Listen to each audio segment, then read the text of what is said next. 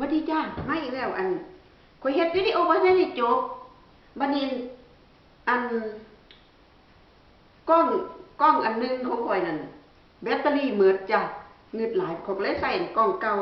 ว่างึดแบตเตอรี่หมดก็บ่บอกกันข่อยให้เว้าอยู่ผู้เดียวงึดหลายแบตเตอรี่ข่อยหมดพี่น้องข่อยก็สิมาแยกเนื้อข่อยสิเริ่มเจ้าพกฟังมาแยกเนื้อใส่ถุงอันนี้เนาะมันเป็นถุงสินี่เห็นบ่ก็สิแยกใส่ถุงเพราะว่าจังไหนฮู้บ่จ้ะคันเฮาแยกใส่ถุงแล้วเวลาเฮาออกมาเฮ็ดกินน่ะมันแต่ว่าอันนี้ข่อยบ่แยก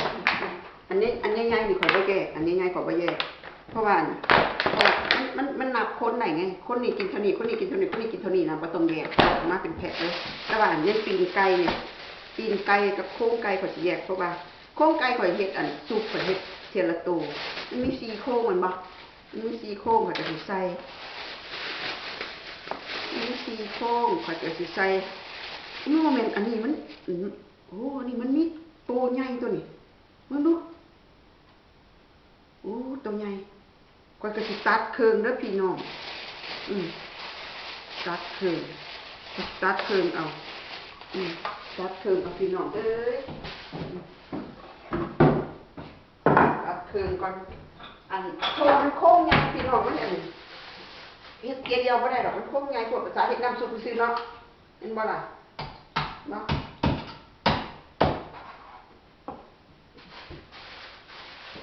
ปกติเฮ็ดจังซี่แล้วนี่เราชีวิตคนอยู่ต่างแดนเป็นจังซี่จ้ะใช่ชีวิตต่างแดนเนาะเนาะข้อยก็สิตัดมือก่อนโอ๊ย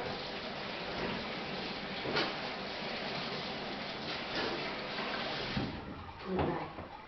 เส้นมือข่อยก็อยู่ในนั้นบ่ได้ออกมาชีวิตทุรักทุเลพี่น้องอยู่บ้านคนเดียวทุรักทุเลเดี๋ยวผัวก็สิมาแล้วล่ะบ่โดนงึดเราไปก็สิเอาโค้งนี่ใส่ถุงไว้ก่อนยังตีนไก่นี่มาตีนไก่ตีนบักใหญ่นึงพี่น้องเอ้ยพ่อตีนงามๆสดๆมันเอาใส่ถุงไว้สิแล้วข่อยก็สิแยกไว้นี่บ่มันก็เป็นหยังพี่น้องเฮาใส่ช่องฟิตไว้ข่อยสิบ่ต้มเด้ข่อยสิบ่ต้มก่อนใส่ช่องฟิตไปใส่ช่องฟิตสดๆจังซี่แล้วเวลาข่อยสิกินข่อยก็เอาออกมาต้มมันสดนะเอาใส่ช่องฟิตไว้มันก็แข็งเป็นน้ำแข็งมันก็สดอันนี้เห็นบ่นี่โอ้สดตีนใหญ่พี่น้องเอ้ยพุ่นตีนใหญ่ตีนน้อยสูตรปนกันไปแต่ว่าส่วนมากสิเป็นตีนใหญ่ๆพี่น้องมีหลายโอ้ยกินตีนพี่น้องเอ้ยนี่ต้องพี่ก็ได้กินได้เรื่อยตีนแต่ว่าเป็นตีนไก่เนาะนี่มันน้อยมันกินอย่างอื่นวะกระสิมากไปสิน้ำก็กระสิเก็บใส่ช่องฟิตแล้วก็แยกเฮ็ดงานเร็วพี่น้องเอ้ยอย่าว่าข่อยเด้อเฮ็ดงานเร็วบ่มีดปาดข่อยตีตอนไก่ข่อยตอนไก่นี่ข่อยก็สิใส่ถุงละตอนเพราะตอนใหญ่พี่น้องเอ้ยสดๆสินะเห็นบ่ใส่ถุงไว้ทั้งพี่เคยจังซี่พี่น้องบ่คือเมืองไทยเฮาก็ซื้อของมาตุนไว้แล้วก็ใส่ช่องฟิตไว้มันบ่เสียได้ใส่ช่องฟิตเพราะว่าช่องฟิตทั้งพี่เฮาเปิดแบบว่าความเย็นนี่สุดยอดความเย็นนี่สุดยอดบ่นั่นความเย็นองศามันสุดยอดเพราะทั้งพี่มันจะบ่คือเมืองไทยเนาะแล้วก็สิใส่ถุงไว้นี่นะใส่ไปแยกเวลาสิเฮ็ดกินก็ออกมาเทียละถุงหรือเบิ่งประมาณว่าสิเฮ็ดเท่าใดจังซี่นะเห็นบ่เดี๋ยวมีอีกอันนึงเนี่ยหยุดกันจังซี่ทางต่างแดนเบิ่งเอาพี่น้องเอ้ยอยู่พี่น้องอยู่เมืองไทยอย่าสิอยากพากันมาเด้อต่างแดนมันลำบากมันบ่สบายคืออยู่บ้านเฮาดอกเห็นบ่อยากกินหยังก็เฮ็ดกินเองเด้บ่คือบ้านเฮาเด้บ้านเฮานี่อยากกินหยังพุ่นย่างออกไปหน้าบ้านก็ได้กินแล้วบ้านเฮานี่สบายอยู่นี่สิย่างออกไปหน้าบ้านมันสิได้กินบ่ล่ะอีแม่มันบ่มีขายคันบ่เฮ็ดกินคันบ่ไปซื้อมาตุนไว้จังซี่บ่ได้ไปตลาดซุมื้อเนาะแม่นบ่ล่ะโอเคจังซี่เอา เนาะให้ไว้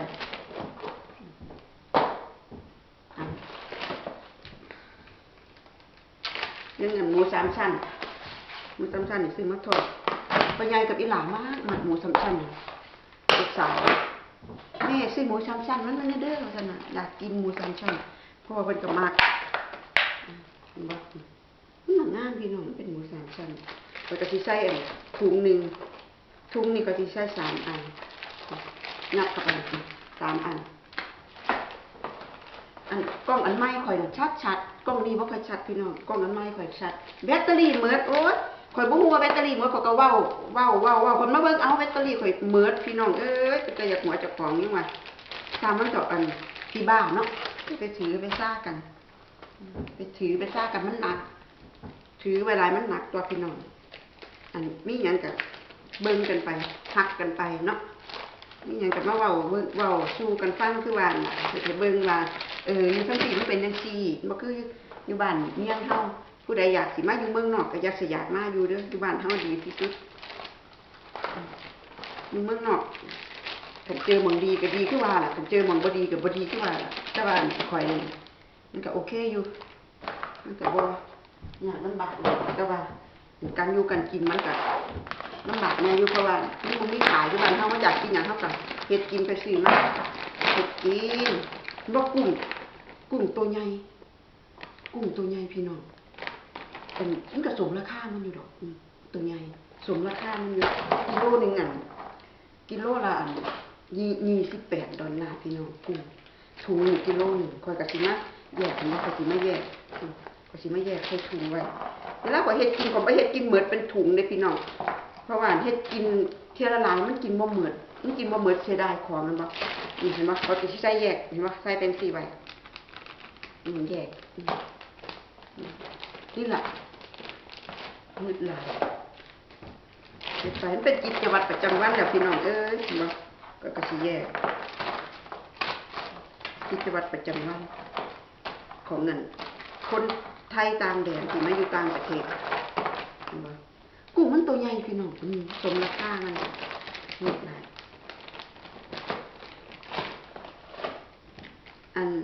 ว่าสิซื้อปูมันบ่มีพี่น้องบ่มีขายมื้อนี้ปูมันหมดตลาดปูขายดีปูมันถูกปูทะเลมันถูกก็กุ้งอีกได้สิบอกกิโลนึงกิโลละ$14กิโลละ$14แล้วแต่ต้นน้อยตัวใหญ่คือว่าแล้วแต่เกรดคือว่าแต่ว่าข่อยสิซื้อกิโลละ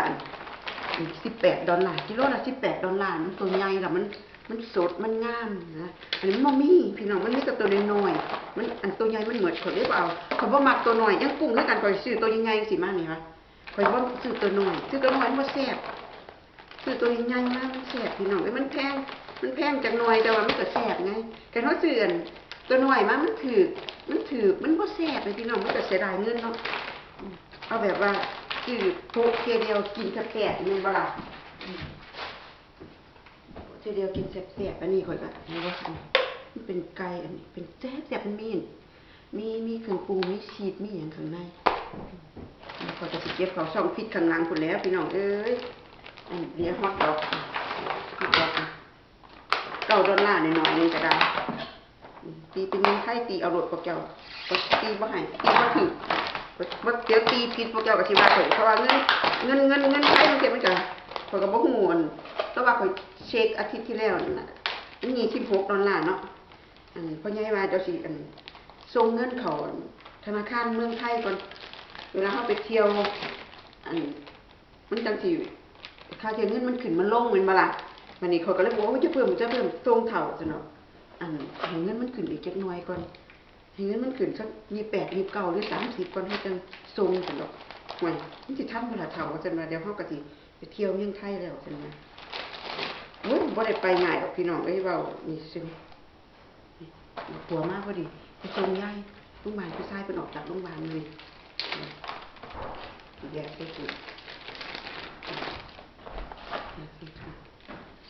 ไอ้มิดวิดีโอไอ้ the big the new camera you buy for me battery finish battery finish the charge battery and then I make the small one Already finished? Yeah, already finished. How long have you played for?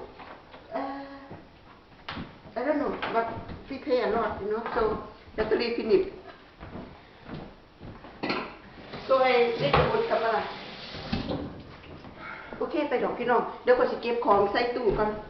เก็บของใส่ตู้เย็นเนาะเดี๋ยวพอกันคลิปหน้าเนาะจ้าวัสดีจ้ะ